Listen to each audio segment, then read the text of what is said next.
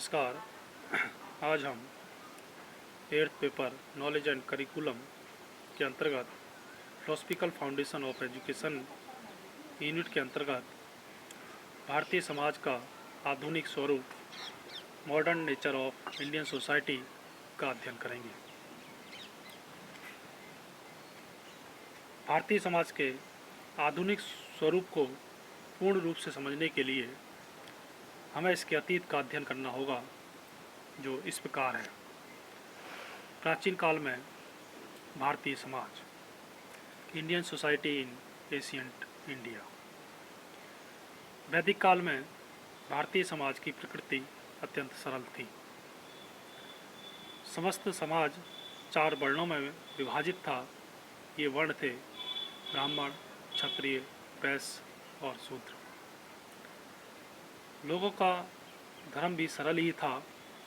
देवताओं को प्रसन्न करने के लिए यज्ञ और हवन किए जाते थे। समाज में स्त्रियों और पुरुषों को अपने अपने विकास के अवसर उपलब्ध होते थे।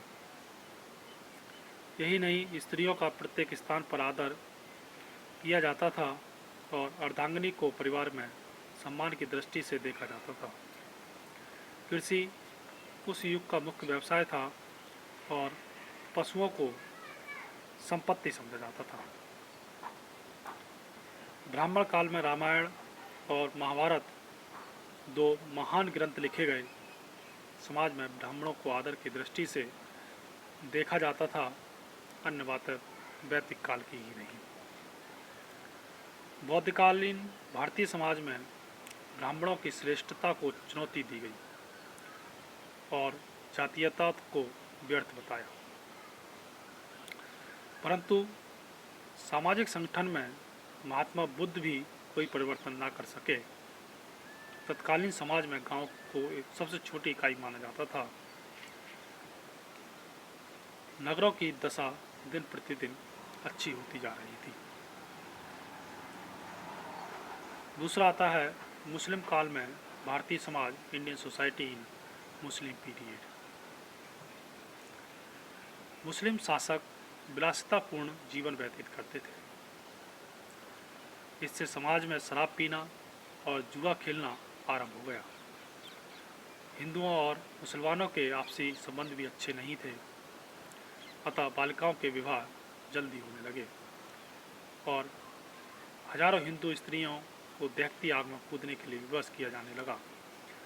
मुसलमान लोग पर्दा प्रथा और बहु विवाह में विश्वास करते थे। अतः मुस्लिम कालीन भारतीय समाज में बाल विवाह, सती प्रथा का अंत, विधवा विवाह और बहु विवाह आदि अनेक कुरीतियों का जन्म हो गया। हिंदू लोग भक्ति की ओर बढ़ने लगे। गुरु नानक और संत कबीर के उपदेशों ने इस भक्ति आंदोलन को और भी तीव्र गति प्रदान की। यही नहीं, मीरा और चैतन्य आदि भक्तों ने भी जनता को प्रेम और बंधुत्व का संदेश दिया। मुगल शासक भी विलासितापूर्ण शासन में विश्वास करते थे, परंतु उन्होंने निर्माण, कला और साहित्य को प्रोत्साहित किया और हिंदुओं को भी शासन में उच्च पद प्रदान किए। फिर भी धर्म की स्थिति वैसी ही बनी रही जैसी पहले थी। समस्त समाज 3 वर्गों में विभाजित था। इनमें से निम्न वर्ग की दशा शोचनीय थी। कहने का तात्पर्य है कि मुगल शासन काल में हिंदुओं की दशा में बहुत कुछ सुधार हुआ, जिसके परिणाम स्वरूप अकबर, जहांगीर और शाहजहां के युग में हिंदू और मुसलमान प्रत्येक त्योहारों को मिलजुल कर बड़ी धूमधाम से मनाते थे। अब जानते हैं ब्रिटिश काल में भारतीय समाज, Indian society in British period. अंग्रेजों के साथ साथ पाश्चात्य संस्कृति भी भारत में आई, जिसने भारतीय सामाजिक जीवन के प्रत्येक क्षेत्र को प्रभावित किया। राजा राममोहन राय ने भारतीय समाज के उत्थान के लिए जाति प्रथा और मूर्ति प्रथा का खंडन किया। साथ ही थियोसॉफिकल सोसाइटी 1847 आर्य समाज और रामकृष्ण मिशन ने जनता में राष्ट्रीय भावना को विकसित किया। इधर भारतीय जनता को सामाजिक,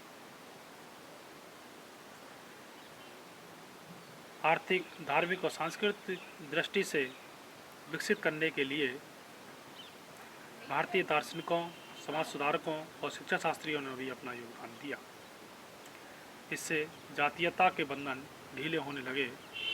उधर इंडियन नेशनल कांग्रेस ने स्त्रियों और पिछड़े लोगों की दशा को सुधारने और बाल विवाह और विधवा विवाह आदि अनेक कुरीतियों को दूर करने के लिए झंडा उठा लिया।